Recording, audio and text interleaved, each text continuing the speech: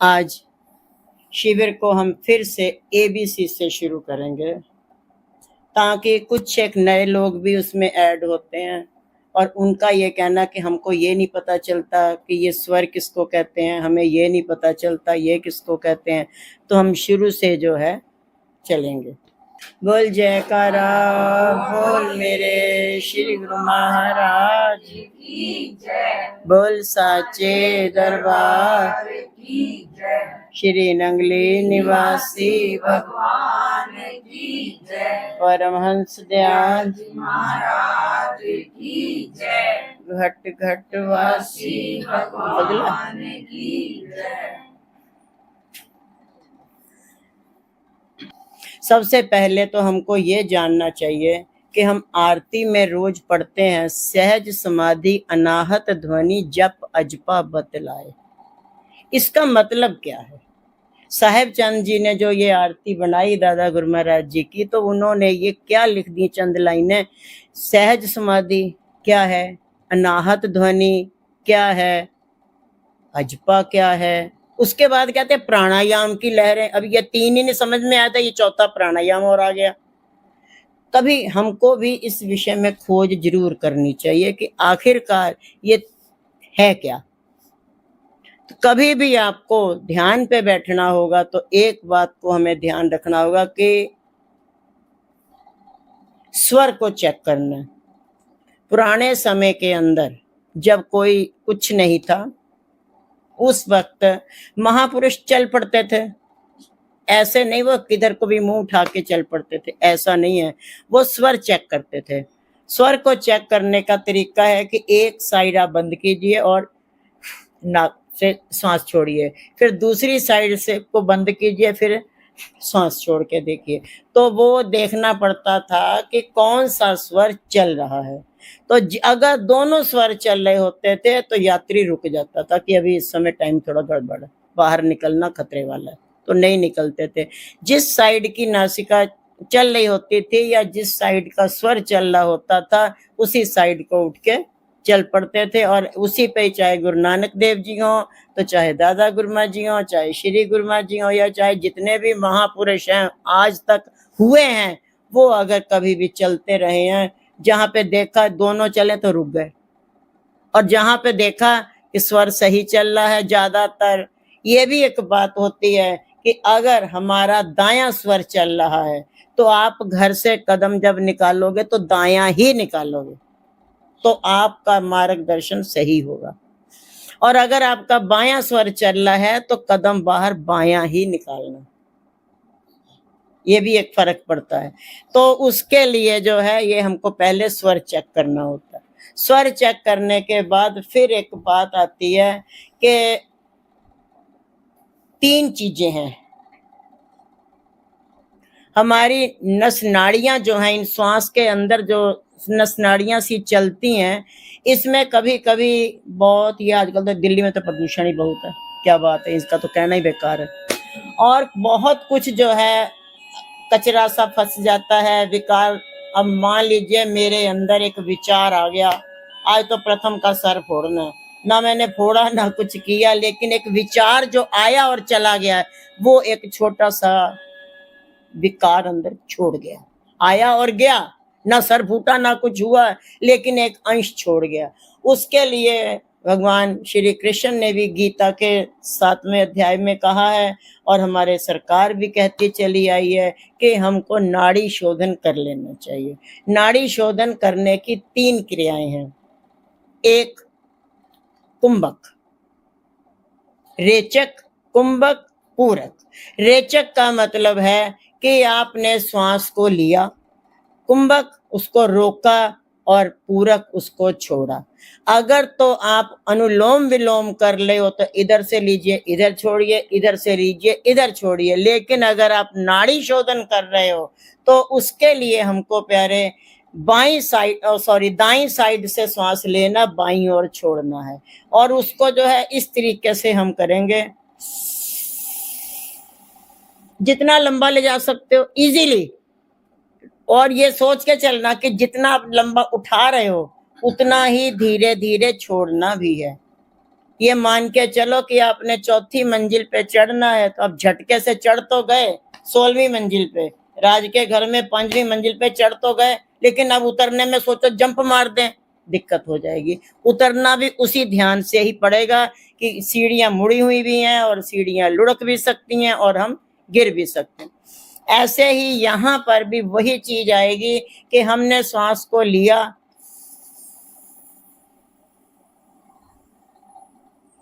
ये रेचक हो रहा है। अब यहाँ पे हमने श्वास को रोका, मुझे बोल के बताना पड़ रहा है क्योंकि बिना बोले नहीं चलेगी बात। और यहाँ पे हमने श्वास को जब रोका तो हमने छोड़ दिया और यहाँ पे रोक लिया और फिर उसके बाद धीरे धीरे छोड़ दिया, इससे ऐसे।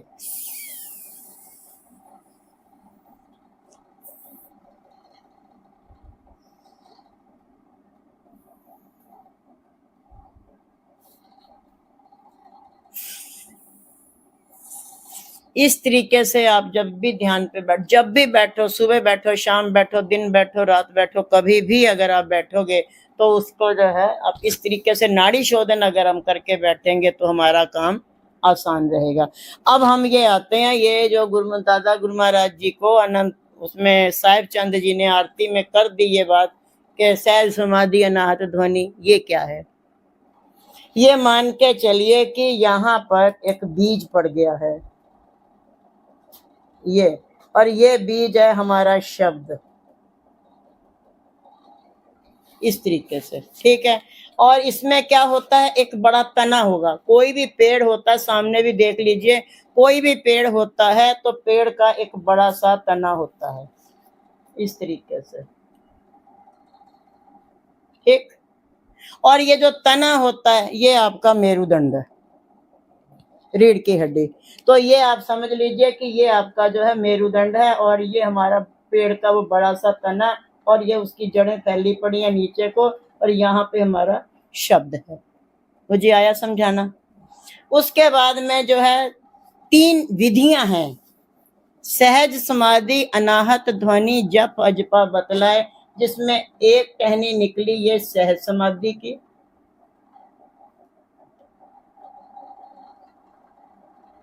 एक टहनी निकली ये अनाहत की, और एक टहनी निकल पड़ी ये अजपा की।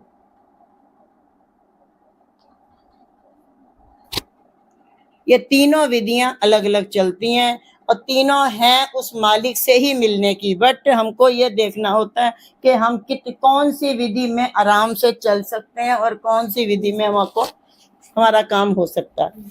और उस पे अगर जो कोई इन्वर्टर है, कोई उसमें जो है, अब क्या है, ये जो बाहर पेड़ पे तने निकले हैं, एक बड़ा तना है और उस तने पे 3 टहनियां निकल आई, और वो जो 3 टहनियां हैं, वो जो 3 टहनियां हैं, और वो 3 टहनियां क्या करेंगी हमारा, वो जो 3 टहनियां हैं, उन 3 टहनियों के आगे पत्ते भी हैं, है ना, कि खाली सूखे डंडे ही हैं, पत्ते हैं ना, तो कुछ क्या पत्ते, छोटे छोटे पत्ते इधर भी निकल आए,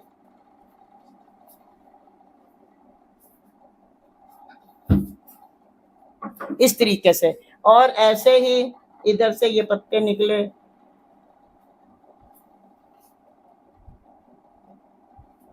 ऐसे ही ये इधर से ये पत्ते निकले,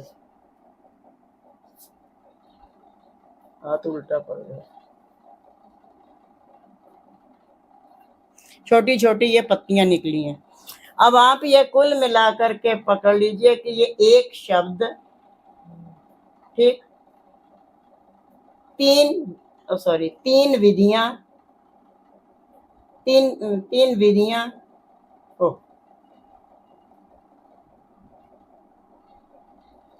मेन हमारी 3 विधियां हैं। उन 3 विधियों में भी सफलता पाने के लिए ये कुछ इधर है पत्ते, कुछ इधर है पत्ते, कुछ इधर है पत्ते। ये जो पत्ते हैं प्यारे, ये पत्ते हैं ढंग।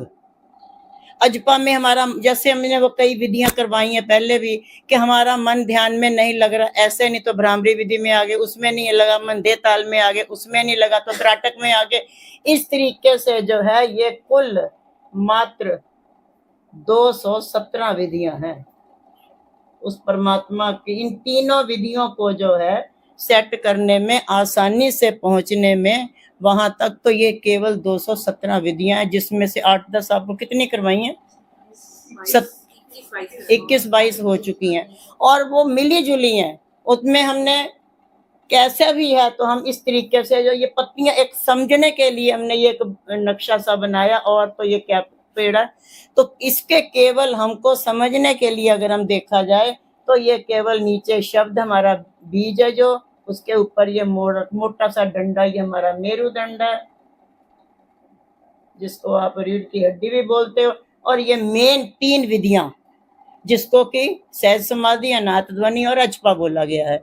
और ये उसके बाद इन विधियों को सही ढंग से, आसान ढंग से करने के लिए 217 तरीके हैं। क्या समझाना आया? इसको अगर हम पूरी तरह से याद कर लेंगे, इसको अगर हम पूरी तरह से समझ लेते हैं, तो प्यारे हमको बहुत सा आसान तरीका मिल जाता है। ये नहीं है कि हम आपके से गुरु महाराज जी दे अगे बह गए, अगो अखा बंद करके वो पता चले नींद मत आ गई। तो एक हमें जहां तक हो खाली पेट बैठना चाहिए।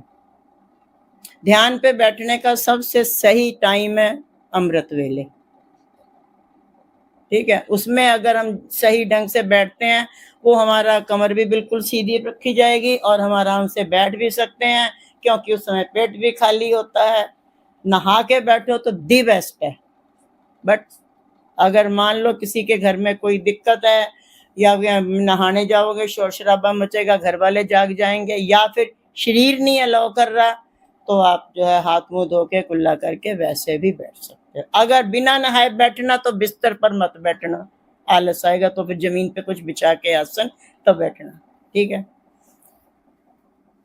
और अब हम जो है उस पे ये चलते हैं कि जैसे कोई भी विधि, आज हम कौन सी विधि, जैसे पिछली बार त्राटक पे आ जाते हैं। शुरुआत में सबसे पहली तरीका है ये, हम त्राटक पे बैठते हैं। तो त्राटक में बैठने के लिए हमने, जरूरी नहीं कि श्री गुरु महाराज जी का ही स्वरूप रहे। श्री गुरु महाराज जी का अगर स्वरूप रहेगा तो ये कहाँ पे त्राटक करोगे? त्राटक का मतलब ये होता है कि हमने कहीं पर भी एक जगह पे, एक बिंदु पे अपने निगाहों को टिकाना है, और शर्त हमारी ये है कि हमने पलक नहीं झपकनी, और एक टक आप देखते रहेंगे, देखते रहेंगे, देखते रहेंगे। एक स्थिति आएगी आपकी आंखों से पानी गिरने लगेगा, तो बस आप वो उसी चीज को देखते देखते आप आंख को बंद कर लेना, और फिर आप जीभ को तालू से लगा करके हम। अब एक सवाल पैदा होता है कि जीभ को तालू से क्यों लगाया जाता है?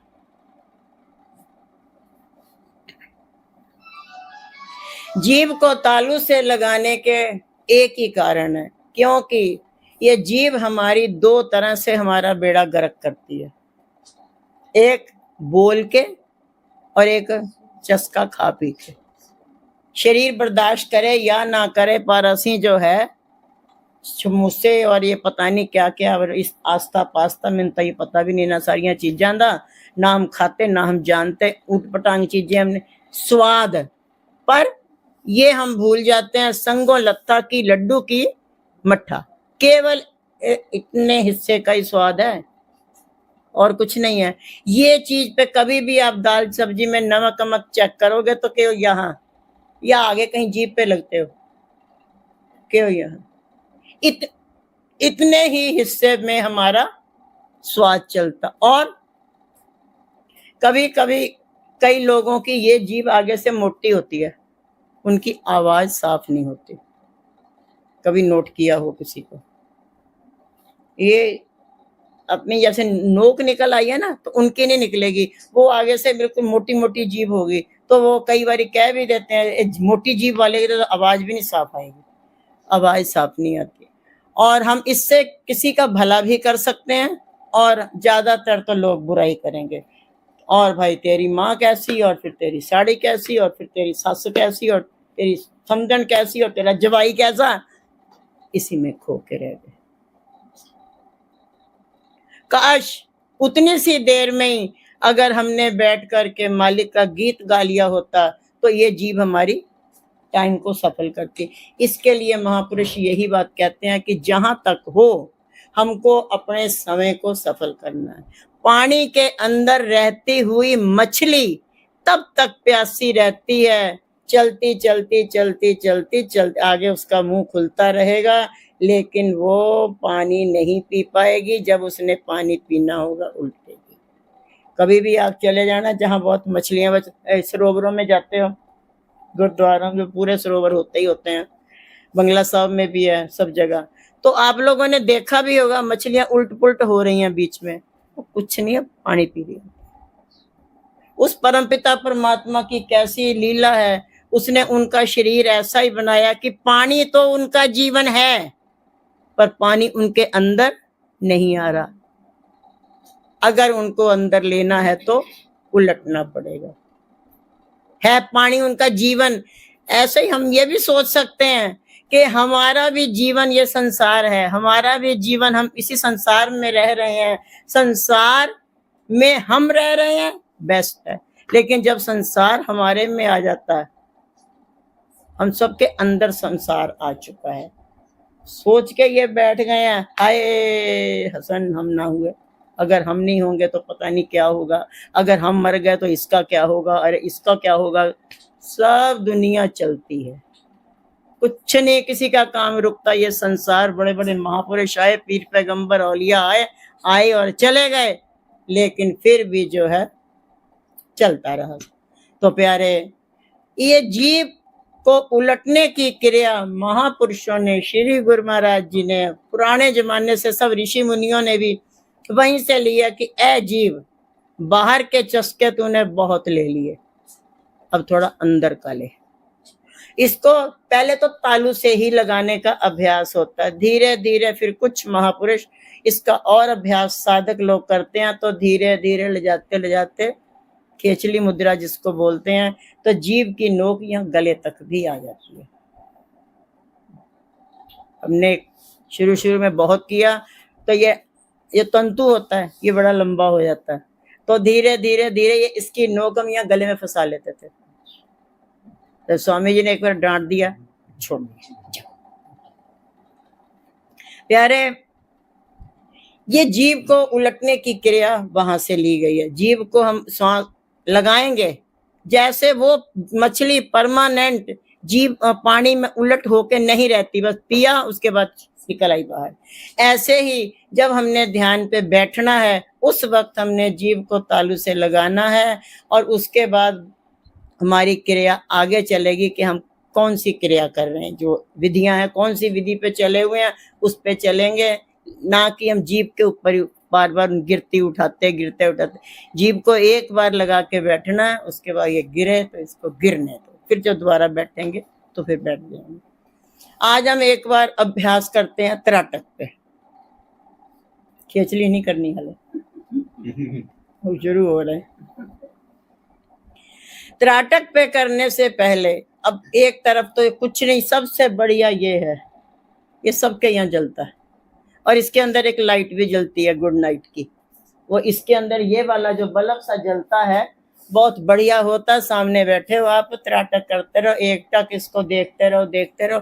केवल कोई आपसे ये पूछा ये ध्यान हम कर रहे हैं, what is the definition of ध्यान?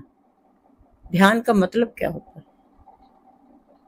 यानी समाधि लगे बैठे ध्यान हो गया, नो ध्यान, ये ध्यान नहीं है। ध्यान आप कहेंगे किसको? ध्यान की परिभाषा क्या है, बता सकते?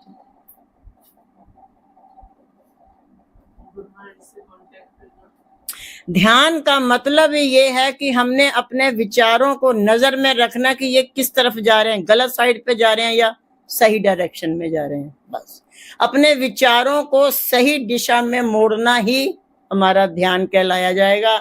आप बेशक खाना बना रहे हो और खाना बनाते बनाते आप भजन गुनगुना रहे हो, या उसमें टीवी में कोई भजन सुन रहे हो, या वो हमारा तो सवेरे सवेरे गुरबानी चलती है तो वो देख रहे होते हैं, शब्द जो गुरुमा जी की कृपा से आते हैं तो साथ साथ गुनगुना रहे होते हैं, तो वो एक तरह से ध्यान तो उसमें चल गया ना, बेशक हम भोग बना रहे। तो ध्यान का मतलब ही ये नहीं है कि समाधि लगा के बैठ गए तो वो ध्यान हो गया, मन कहीं और फिरता गया तो वो ध्यान व्यान नहीं है। मन दिया कहीं और ही, तन संतन के संग कह कबीर कोरी गजी, तो फिर कैसे लागे रहो। अगर हम मन हमारा कहीं और घूमता फिरता है, बैठे हम यहाँ हैं, मैं घर, मन हमारा जो है इधर उधर पता नहीं कहाँ घूमता फिरता है, तो वो उसका कोई फायदा नहीं है। वो चाहे बात हमारी हो, आपकी हो या किसी की भी हो, वो हमारा कोई ध्यान, वो काउंट वाउंट नहीं होगा, चाहे आप सवेरे से शाम तक बैठे रहो। सचता उड़ जाओ। मन को एकाग्र करना, मन को सही सीधी दिशा में मोड़ना ही ध्यान कहलाएगा। मन को हमारा, क्योंकि मन हमारा, इसकी किरणें बहुत सी बिखरती रहती हैं। सबसे ज्यादा एक हम पहेली पूछें आपसे तो ये बताओ कि सबसे ज्यादा तेज दौड़ किसकी है? मन की। यहाँ बैठे बैठे जो है बिहार हो आएगा, छपरा हो आएगा, हिमाचल हो आएगा, पटना हो आएगा, वो पता नहीं कहाँ कहाँ घूम घाम के पता चला बैठा तो यही था, कुछ नहीं। बातों ही बातों में ये मन की दौड़ इतनी तेज है कि ये जो सबको फेल कर देती है। वो महापुरुषों का ये कहना, जो उन्होंने ध्यान शब्द रखा गया, ध्यान उन्होंने मात्र इसी चक्कर में रखा हुआ है कि ध्यान का मतलब है मन की दौड़ पे नजर रखना कि ये जा किधर को रहा। अगर ये सही दिशा में जा रहा है कोई दिक्कत नहीं, आप कहीं भी रहो, और अगर ये गलत दिशा में जा रहा है तो फिर आप इसको मोड़ के टिकाने पर लेके आओ कि भाई ये मामला तेरा गड़बड़ है। अब हम त्राटक वाली पे आते हैं। तो त्राटक के लिए जो हमारा, रात को तो वैसे दरवाजे बंद होते हैं, बत्तियां भी बंद होती हैं, तो अंधेरा गहरा, और उसमें हमने जला दी ऑल आउट, और हम ध्यान पे सीधा इसके देख रहे हैं। आंख मेरी खुली है, और आंख खुली है तो हम उसको केवल देख रहे हैं, और देखते देखते देखते देखते जैसे ही हमारी आंख थक जाएगी तो उसमें से पानी गिरने लगेगा। शर्त यह है पलक नहीं झपकनी। तो हम अगर वैसे भी जो है देखते रहेंगे, और जब देखेंगे कि पानी गिरने वाला है तो आप आंख को बंद कर दीजिए, और फिर आप अजपा में चले जाइए। अजपा का मतलब है जो जपा भी नहीं गया, बिना जपे जो जपा जा रहा है। हमारा जन्म भी नहीं हुआ था तब से हमारे अंदर सिमरन चल रहा है। हम किसी भी योनियों में रहे, भटकते रहे, हमें पता नहीं चला, लेकिन हमारे अंदर चिंतन उस मालिक का चलता ही चला आ रहा है, सिमरन हो ही रहा है, बशर्ते हमको नहीं पता। लेकिन महापुरुष जब हमको नाम दीक्षा दे करके सचेत करते हैं, केवल वो हमको बता देते हैं, भाई तुमने तो कुछ भी नहीं करना, तुम्हारी तो जीभ भी बंद है, वो भी जीभ भी तालू से लगी पड़ी है, तो तुम क्या जपोगे? तुम जपा नहीं, तुमने अजपा है, फिर भी जाप है। जो बिना जपे जपा जाए उसको अजपा जाप कहते हैं, जो कि हमारी आरती में भी आता है। आज का डिस्कशन हम केवल अजपा पर ही करेंगे, आगे फिर जब होगा फिर किसी दिन आगे देखेंगे। तो आज हम इस समय सब लाइटें वाइटें बंद कर दीजिए, लाइटें बंद करो उधर से भी, और ये भी बंद कर दो, वो भी बंद करो उधर से।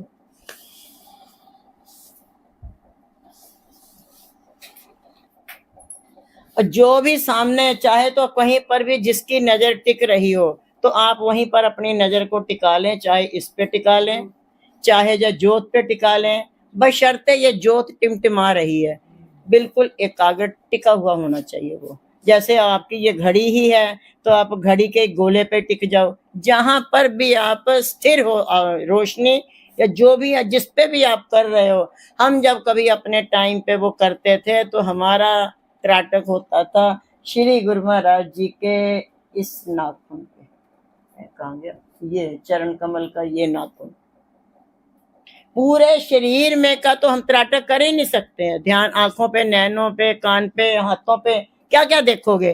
किसी भी एक अंग पे, एक बिंदु पे हमने उस पॉइंट को टिकाना होता है, और वहां पे हम टिका करके जो है एक टक देखते रहेंगे। जो सामने रोशनी पे बैठ पा रहे हैं बैठे, जो इधर कहीं जिसकी नजर टिक रही हो इधर टिका लें, चाहे गुरु महाराज जी के तिलक पे टिका लो, जहां पे भी आप टिका लो, और उस पे जो है हमको एक टक देखना है। जब हमको ये लगे कि हमारी आंख थक गई है तो आंख पानी गिरने लगेगा, आप आंख को बंद कर लें। वही बात, बिना जपे जो जपा जाएगा, जीभ को तालू से लगा लेना है। ये जो जपा जाएगा ये केवल श्वास से चल रहा बाबा आदम के जमाने से। हमने केवल देखना है, दृष्टा बनना है। क्योंकि जब हम श्वास ले रहे हैं तो आपको महसूस करना है कि आप अपने शब्द का आधा हिस्सा ले रहे हो। जैसे मान लीजिए ओम है, तो हम जब श्वास लेंगे तो ओ, और जब श्वास छोड़ेंगे तो म। ऐसे ही आप अपने शब्द का संधि विच्छेद करके जैसे जैसे आपको आपके रहबरों ने बताया आप उसको करें और त्राटक की कोशिश करें। ये क्रिया हम तब तक करेंगे आंख खोल के त्राटक करने वाली जब हम थक जाएं। बार बार खोलिए और जब आपकी आंख थक जाए तो आंख बंद कीजिए। फिर जब मन आपका भटकने लगे फिर आप आंख को खोलिए, फिर आप उसी को देखिए, फिर उसके बाद में आप अजपा करते हुए आंख को बंद कर लीजिए। ये क्रिया आप 4-5 बार करोगे तो 5वीं बार में 90% आपको लगेगा अब आपका मन स्थिर है, अब आपका मन आपको धोखा नहीं दे रहा है। पहले का पानी गिरेगा, कोई बात नहीं। और कुछ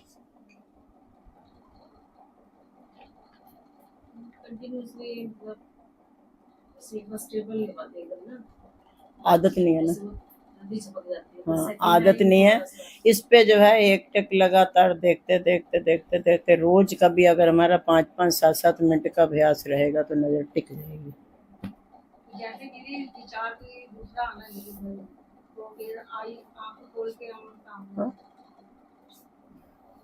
आँख खोल के दोबारा त्राटक हाँ कर सकते हैं। जैसे हम त्राटक में आंख बंद की, उसके बाद से फिर हमने अपना अजपा शुरू किया। फिर 2-4 बार करो, बार बार करो। उसके बाद में अगर विचार चेंज होता तो फिर चालू कर दो, कोई दिक्कत नहीं। इसको आप जितनी ज्यादा बार करोगे तो आपके अंदर उतनी एकाग्रता का मतलब यही आता है कि हमारे अंदर एक स्थिरता आती है। हमारे भारतवर्ष में एक ही व्यक्ति था जिसके अंदर एकाग्रता टॉप की थी और वो थे अर्जुन जी। नहीं तो आप खुद सोचिए, मछली ऊपर चल रही है और वो भी घूम रही है, उसको नीचे तेल के उसमें देखना, उसकी परछाई देख के आंख में, तो कितनी एकाग्रता रही होगी, है ना? और इसकी जब एग्जाम हुआ था गुरु द्रोणाचार्य ने, इन पूरे 100 के 100 और वो 105 इनका जब एग्जाम हुआ तो गुरु द्रोणाचार्य ने सबको लाइन में लगा दिया, एक काठ की चिड़िया बिठाई और उसके आंख में निशाना मारना था। सब जानते ही हैं इस बात को, पुरानी बात है। और वो एक एक से पूछते रहे, हाँ भाई दुर्योधन क्या दिखाई दे रहा? महाराज मैं अभी तीर मार के दिखाता हूँ, मेरे को सब कुछ दिख रहा है। कहते बेटा धर दे। दुशासन और जितने भी थे सबको सब यही बात कहते रहे, हमको पेड़ पंछी आंख वाँख सब दिख रहा है। पांडवों में भी 4 ने यही जवाब दिया, महाराज सब कुछ दिख रहा, पर द्रोणाचार्य किसी को तीर चलाने का हुक्म नहीं दे रहे थे। लास्ट में अर्जुन से जब पूछा गया, वत्स तुझे क्या नजर आ रहा है? उसने कहा, गुरुदेव मुझको केवल वो चिड़िया की आंख दिख रही है जिसपे मैंने निशाना मारने चला दिया और आंख पे लगा जाकर। तो ये जो त्राटक ध्यान रखा गया केवल इससे यह है कि हमारे अंदर एक स्थिरता आती है, हमारे अंदर एक एकाग्रता आती है। और ये वाली तो बड़े बड़े ऋषि मुनियों ने इस त्राटक ध्यान का प्रयोग किया, क्योंकि जो है इससे बहुत ज्यादा जीव के अंदर एक एकाग्रता सी स्थापित होती है। अगली बार में फिर कोई और क्रिया होएगी तो देखेंगे। अब की अजपा पे चले, अगली बार में सह समाधि की कोई क्रिया होगी तो उस पे चलेंगे। जब भी कभी खाते कमाते 1 साल में 2 साल में हमारा कैंप लगेगा तो देख लेंगे, जैसा भी है। बोल जयकारा बोल मेरे श्री गुरु महाराज की जय, बोल साचे दरबार की जय, श्री नंगली निवासी भगवान की जय, परमहंस दयाल महाराज की जय, घट घट वासी भगवान की जय।